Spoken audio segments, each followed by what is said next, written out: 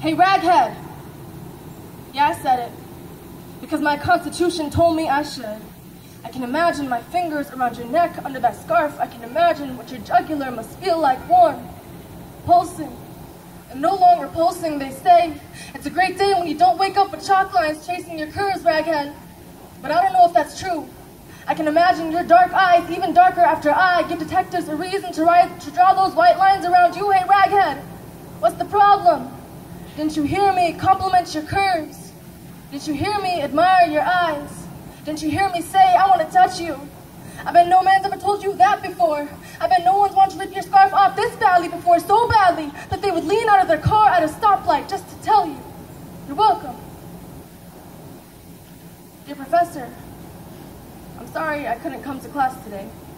A stranger threatened to murder me on the street. I don't know how you expect me to be excited about a class like the law of evidence when every chapter reminds me that they won't collect evidence if I'm murdered, reminds me of the number of times they'll call it misunderstanding, call it parking dispute, call it anomaly. We have no idea how something like this could happen. Call him lone wolf, family man, honor student, call this case closed.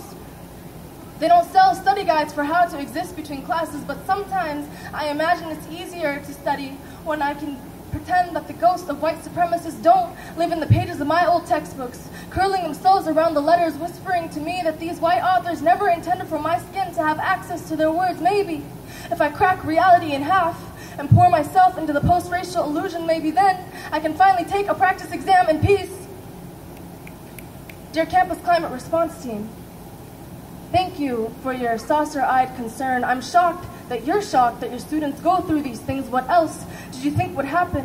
When the school tucks my tuition into honorariums for those who profit off my oppression, one man's brutal colonizer is another man's distinguished guest speaker. When professors teach about terrorists, except the white ones, when national security classes call our deaths collateral, it's no wonder men want to apply what they've learned in the streets, at the mall, in front of mosques, in the Oval Office, haunting every space with their voices telling foreign to go back home because I remind them too much of the brown girl they are paid to kill in Iraq or to imprison in Afghanistan days full.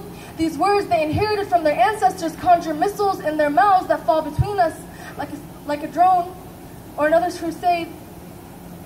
But I should feel lucky, they say, because these words have yet to pour me into the dirt with my sisters. Dear 24-hour news outlet, start your live stream. Watch the Muslim girl try to build a home out of her own ashes. Watch her try to lift herself out of bed every morning. Watch her try not to suffocate when she thinks about white lines bordering her lifeless brown body. And isn't that the punchline? How her whole world is a series of white lines drawn to border brown bodies. How because of it, she could never find a home in this country or even above ground. But in spite of it, we refuse to perish.